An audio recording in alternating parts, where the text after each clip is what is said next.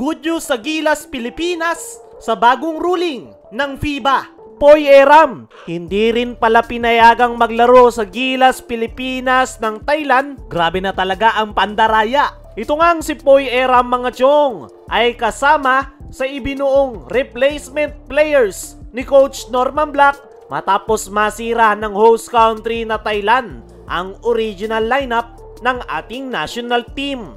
Ilang linggo nang nag-practice si Poy Eram under Coach Norman Black pero suddenly hindi siya naipasok sa final lineup ng ating national team. Hindi nga inaprubahan ng Thailand Organizing Committee ang pagkakadagdag ni Poy Eram sa lineup ng Gilas Pilipinas sa hindi malamang dahilan. Kaya naman, napapakamot na lang ng ulo si Poy Eram at ang Gilas Pilipinas management dahil isa ngang home ground player si Poy Eram. Pure na pure nga itong Pinoy kaya nakapagtataka lang talaga na hindi ito pinayagang maglaro kahit pa nakapaglaro na si Poy Eram sa SEA Games noong mga nakaraan. Hindi nga malinaw yung dahilan ng Thailand. May mga nagsasabi na hindi raw nakakuha ng passport si Poy Eram before 16. Kaya hindi siya pinayagan ng Thailand. Pero kung yan yung rason, napakalabo niyan mga chong. Dahil applicable lang yung rule na yan sa mga Filipino foreign players. Hindi yan ina-apply sa mga homegrown o pure Pinoy player dahil hindi naman questionable yung kanyang pagiging Pilipino. Malinaw na pandaraya yung ginagawa ng host country na Thailand. Talagang hinahanapan lang nila ng butas ang ating national team kahit pasablay yung kanilang mga rason. Isipin mo, yung ruling para sa mga half-blood players ay bigla nilang in-apply sa pure Filipino player na si Poy Eram na hindi lang nakakuha ng passport before 16. Kaya naman, valid yung nagiging reaksyon ng ilang mga Gilas Pilipinas fans na tinatawag na mandaraya ang host country ngayong SEA Games na Thailand. Dahil very obvious naman yung kanilang ginawa. Una, hindi nila pinayagang maglaro si Justin Brownlee.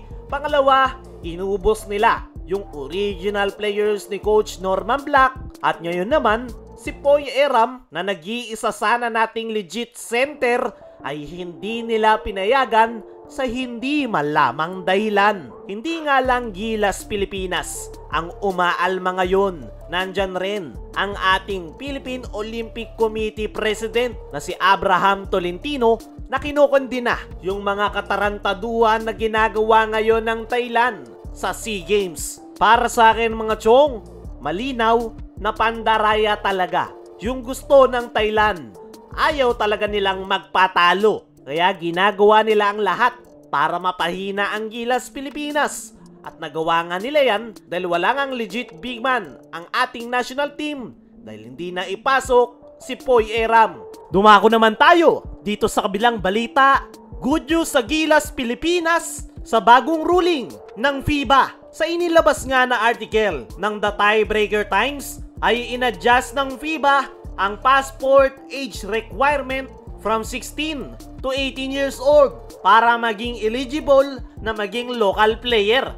Isang magandang balita yan para sa ating national team na Gilas Pilipinas dahil napakarami nga nating Filipino foreign player na hindi pwedeng maging local sa FIBA dahil hindi sila nakakuha ng Philippine passport before 16. At ngayon na inadjust ng FIBA ang age requirement to 18 ay nagkaroon na ng go signal yung ilang Filipino foreign player sa Pinas na pwede nang makapaglaro as a local. Isa nga sa pinakamatunog dyan ay ang isa sa mga rising star ngayon na 6'8" Filipino-American forward na si Kay Manny Ladi. Nandyan rin etong si Mike Phillips. Pwede din sila Cedric Bearfield at Remy Martin dahil nakakuha yung mga yan ng Philippine passport before 18. At dahil sa panibagong rule na yan ng FIBA, marami rin ang nagtatanong kung pasok ba dyan si Jordan Clarkson. As of now nga mga chong, wala pa tayong idea kung pwede si Jordan Clarkson. Pero kung nakuha niya yung kanyang Philippine passport before 18 years old, ay malamang sa malamang pwede siyang makapaglaro sa Gilas as a local player. Pero tignan na lang natin ang mangyayari. Para sa akin mga chong, isang magandang balita yan para sa Gilas Pilipinas. Pero ang nakakatakot nga dito mga chong ay Qatar ang pinaka magbe-benefit dyan. Dahil gamit na gamit nga nila ang Hagop Rule at marami silang mga batang players na wala namang dugong taga-Qatar na hinahanda nila ngayon para sa FIBA. At malamang, yan ang dahilan kung bakit bilang nagkaroon ng panibagong ruling ang FIBA na from 16 ay inangat nila sa 18 years old ang passport eligibility dahil Qatar ang pinaka magbe-benefit. Pero tingnan na lang natin ang mangyayari sa mga susunod na mga araw. Kaya mga chong, ano ang masasabi nyo? Magandang balita nga ba yung bagong ruling ng FIBA? Ano rin yung masasabi nyo sa pandaraya na ginagawa ng Thailand matapos pigilan si Poy Eram na makapaglaro sa Gilas?